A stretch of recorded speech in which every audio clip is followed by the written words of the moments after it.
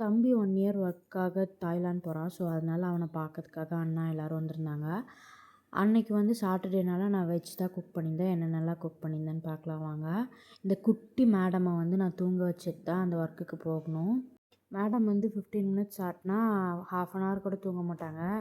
20 minutes தூங்கிட்டே எழுந்திருவாங்க. அதுக்குள்ளே ஏதாவது ஒரு ப்ரிப் பண்ணிட்டு வந்துடலான்னு தான் போனேன். மஷ்ரூம் பிரியாணிக்கு ஃபஸ்ட்டு மஷ்ரூம்லாம் கட் பண்ணி வச்சுட்டேன். அம்மா வந்து அதுக்குள்ளே மார்னிங் டிஃபனுக்கு வந்து தோசைலாம் சுட்டுட்டு இருந்தாங்க. அப்புறம் இந்த கத்திரிக்காய் தொக்கு வந்து செஞ்சுருந்தாங்க மத்தியானத்துக்கு. ஸோ அதுலேயே நாங்கள் தோசை சாப்பிட்டுக்கிட்டோம். அது இல்லாமல் அம்மா வந்து சாம்பார் வச்சுருந்தாங்க. நூக்கல் சாம்பார் தனியாக வச்சுருந்தாங்க.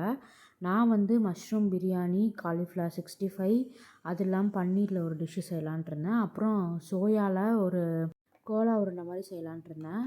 மஷ்ரூம் வந்து என்ன மாதிரி செஞ்சுருந்தேன்னா, இந்த கறி மசால் மட்டும் போட்டு திண்டுக்கல் தலப்பாக்கட்டி ஸ்டைலில் தான் செஞ்சுருந்தேன். அதுக்கு வந்து நான் என்ன மசால் யூஸ் பண்ணியிருந்தேன்னா, இந்த செல்வம் கறி மசால் தான் யூஸ் பண்ணியிருந்தேன். இது வந்து ரொம்ப வருஷமாக இருக்குது. நான் இந்த மாதிரி மட்டன் பிரியாணி இல்லை மஷ்ரூம் பிரியாணி செய்கிறேன்னா இந்த கறி மசால் வந்து நான் யூஸ் பண்ணிப்பேன். ஃபஸ்ட்லாம் எனக்கு வந்து இவ்வளோ பெரிய குவான்டிட்டியில் வந்து செய்ய தெரியுமான்னு தெரில. பட் இப்போ வந்து வெஜ்னாலும் சரி நான்வெஜ்னாலும் சரி ஓரளவுக்கு நல்லாவே செய்ய கற்றுக்கிட்டேன். இது வந்து நான் எப்படி செஞ்சுருந்தேன்னா, ஆஸ் யூஷுவல் எண்ணெய் ஊற்றி சோம்பு இந்த மசாலா ஐட்டம்ஸ்லாம் போட்டுட்டு வெங்காயம் தக்காளி வதக்கி இந்த கறி மசால் மட்டும் போட்டு வேணுன்னா காரத்துக்கு கொஞ்சமாக மிளகாத்தூள் போட்டுக்கலாம். பன்னீர் வந்து மலாய் பன்னீர் கிரேவி மாதிரி செய்யலான்னு பார்த்தேன். பன்னீரோட வந்து கொஞ்சம் க்ரீன் பீஸும் ஆட் பண்ணிக்கிட்டேன். கிரேவி சூப்பராக இருக்கும். வெங்காயம் இஞ்சி பூண்டு அப்புறம் கொஞ்சம் பால் இதெல்லாம் ஆட் பண்ணி அரைச்சி ஊற்றிக்கிட்டேன்.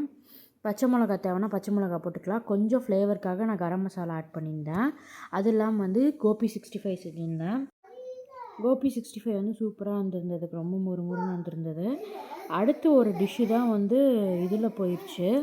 அது என்னென்னா அந்த சோயா உருண்டை. நான் தண்ணி கம்மியாக யூஸ் பண்ணி நல்லா டைட்டாக உருண்டை பிடிச்சி வச்சுருந்தேன். எங்கள் அம்மா வந்து என்ன இவ்வளோ பெரிய உருண்டையாக பிடிச்சி வச்சுருக்க, இது வந்து நல்லாவே வேகாதுன்னு சொல்லிட்டாங்க. திருப்பி வந்து அவங்க உருண்டை பிடிச்சதில் நல்லா அழுத்தி பிடிக்கல. அது அப்படியே கழண்டு போயிடுச்சு. கடைசி நேரத்தில் அந்த மாதிரி கரெக்ட் பண்ணி பண்ணியிருக்கக்கூடாதோன்னு தோணுச்சு. ஏன்னா எல்லாமே வேஸ்ட் ஆயிடுச்சு. அது வந்து போட்டதுக்கு அப்புறம் தான் தெரிஞ்சது அவங்க டைட்டாக இது பிடிக்கலன்னு சொல்லிட்டு.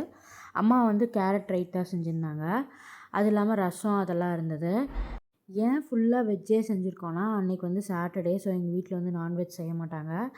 ஸோ இதுதான் நான் அன்றைக்கி வந்து செஞ்சுருந்தது. அண்ணாக்கு நல்லா செஞ்சு போடணுன்னு சொல்லி தோணிருந்துச்சு. அதனால நான் இதெல்லாமே செஞ்சுருந்தேன். நானுமே ஒரு 2-3 வீக்ஸ்க்கு அப்புறம் ஊருக்கு கிளம்பிடுவேன். ஸோ அதனால தான் நான் செஞ்சுருந்தேன். இல்லைனா எப்போவுமே அம்மா தான் செஞ்சுருப்பாங்க. Meet you in next video. Bye.